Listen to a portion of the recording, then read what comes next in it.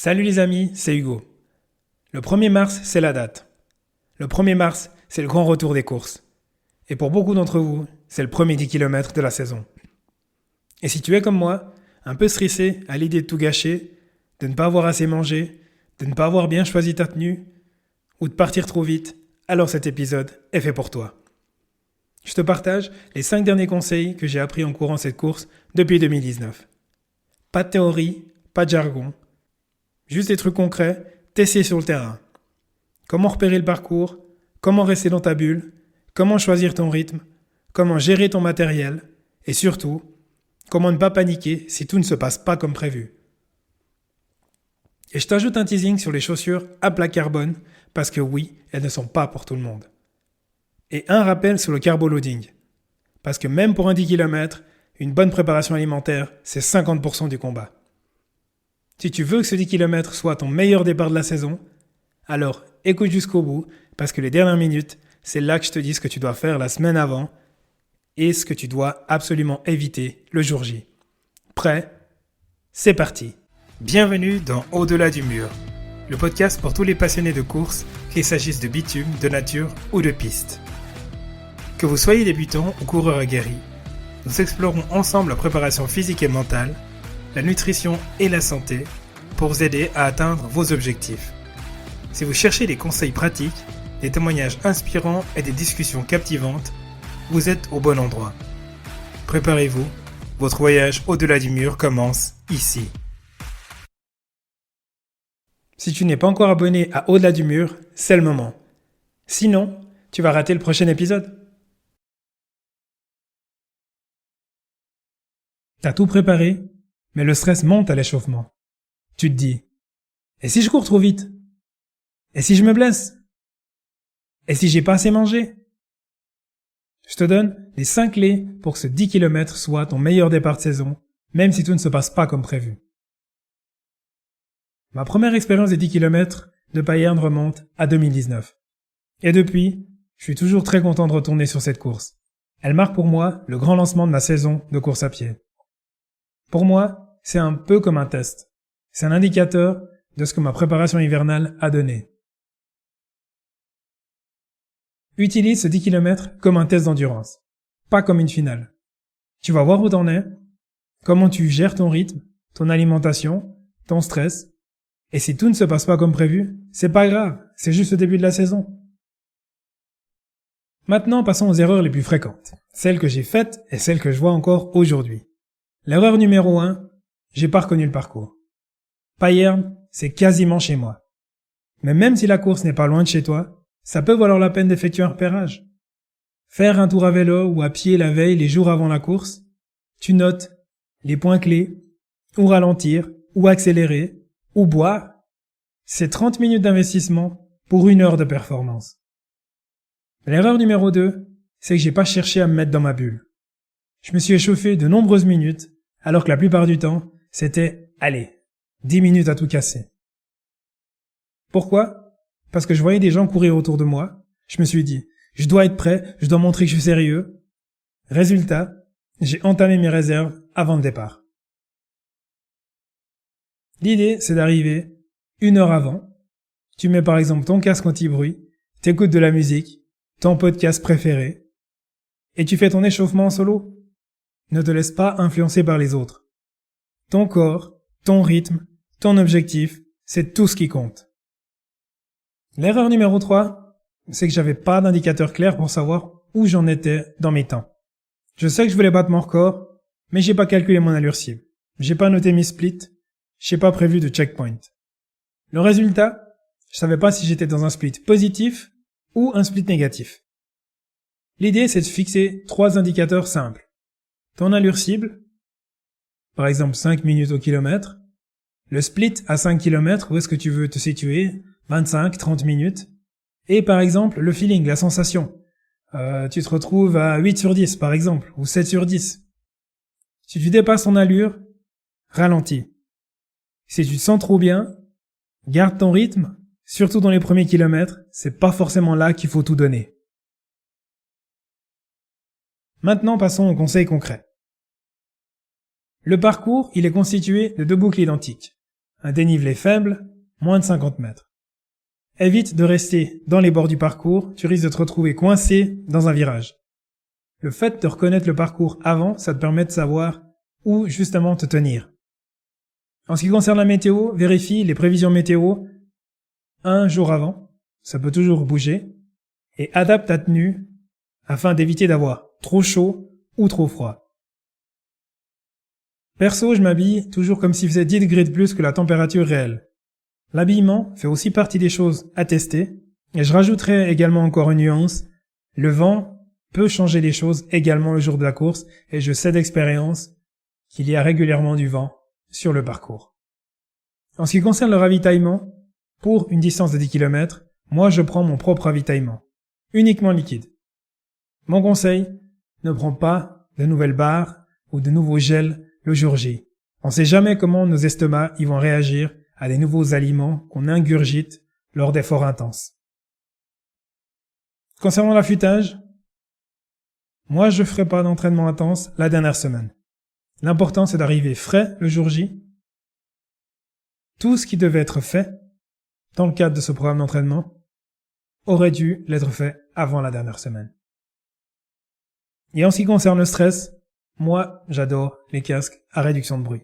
Je mets de la musique, je me mets dans ma bulle, et surtout, j'évite de rentrer dans les vestiaires trop tôt.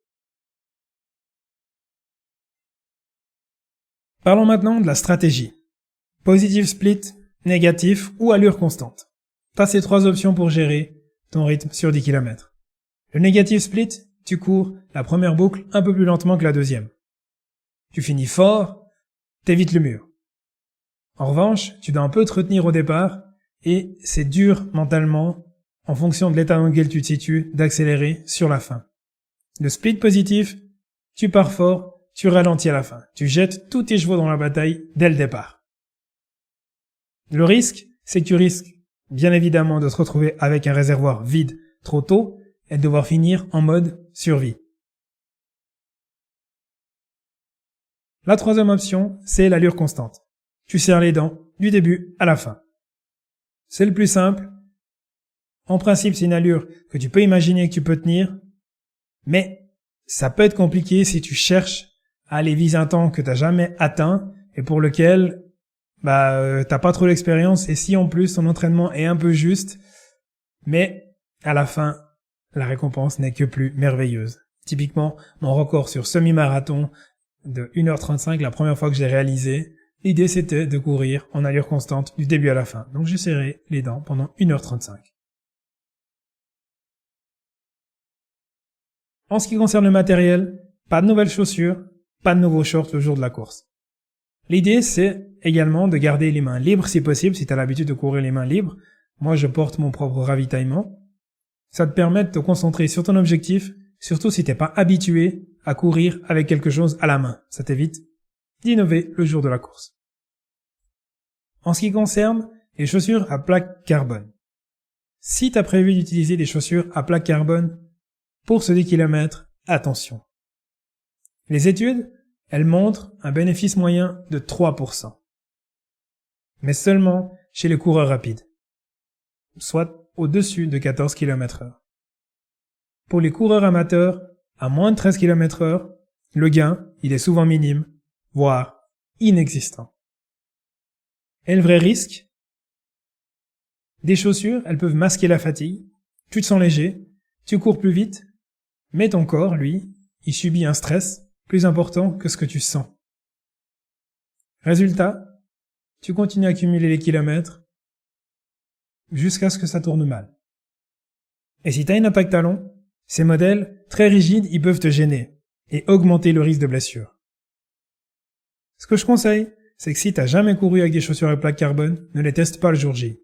Si tu les utilises déjà en entraînement, continue, mais sans forcer.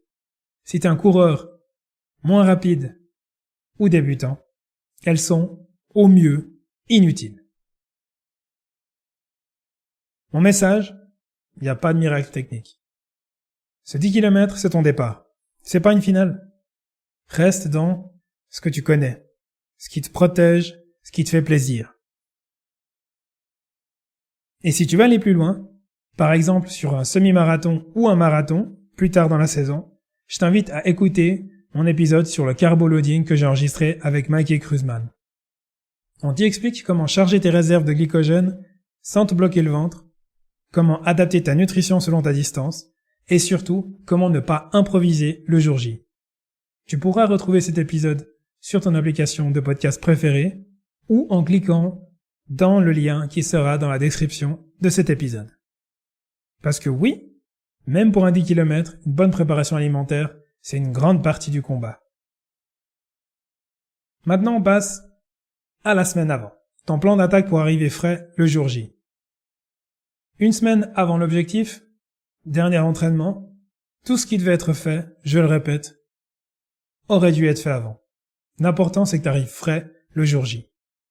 À J-3, tu vérifies ta tenue, tes chaussures, ton ravitaillement si t'en as un.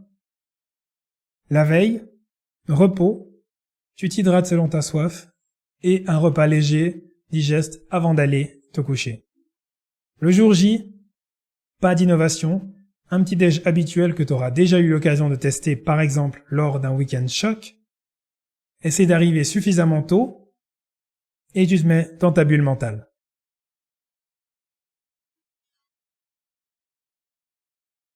Ce 10 km, c'est juste le premier pas de ta saison, pas le dernier. Donc si quelque chose ne se passe pas comme prévu, c'est pas la fin de ta saison. Ça veut juste dire qu'il faudra peut-être ajuster ton programme d'entraînement. Tu auras encore d'autres compétitions où tu pourras à nouveau tenter ta chance. N'oublie pas de prendre du plaisir et de sourire sur la ligne d'arrivée au photographe. T'as déjà couru un 10 km?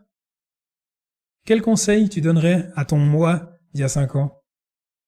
Dis-le-moi en commentaire de l'épisode. Si tu as aimé cet épisode, merci de le partager avec une connaissance qui va courir son premier 10 km. Abonne-toi sur Apple Podcasts, Spotify ou Deezer. Ça m'aide à toucher plus de coureurs comme toi. Et si tu veux me faire plaisir, laisse un avis 5 étoiles. Ça prend 30 secondes et ça fait une différence. Tu peux aussi me suivre sur Instagram. Je poste des coulisses, des conseils en direct et des concours de temps en temps. Et surtout, écoute l'épisode sur le carbo-loading. Il va t'aider à préparer ton semi ou ton marathon plus tard dans la saison. Sans te bloquer le ventre le jour J. Merci d'avoir écouté jusqu'ici. Je sais que ton agenda est chargé, entre le travail, les responsabilités, les projets, les envies, et que tu as quand même pris le temps de m'écouter. C'est ça la magie de ce podcast. On se retrouve ici, entre deux réunions, durant la pause, entre deux repas, pour parler de ce qui nous fait du bien. Courir, progresser, et surtout ne pas tout gâcher. Je te retrouve très vite pour un nouvel épisode avec des conseils concrets, des histoires vraies et des boussoles. Prends soin de toi et surtout, souris sur la ligne d'arrivée. Merci d'avoir écouté cet épisode d'Au-delà du mur. Si le sujet vous a inspiré ou intrigué, n'oubliez pas de vous abonner pour ne rien manquer des prochains épisodes. Rejoignez notre communauté sur les réseaux sociaux et partagez vos réflexions avec nous. Je serais ravi d'entendre ce que vous avez pensé de cet épisode. Et si vous avez aimé, pensez à laisser un avis 5 étoiles sur votre plateforme d'écoute préférée. Ça m'aide énormément à faire grandir la communauté d'Au-delà du mur. À très bientôt pour une nouvelle exploration de l'autre côté du mur. Jusque-là, continuez à questionner, à explorer et à repousser vos limites.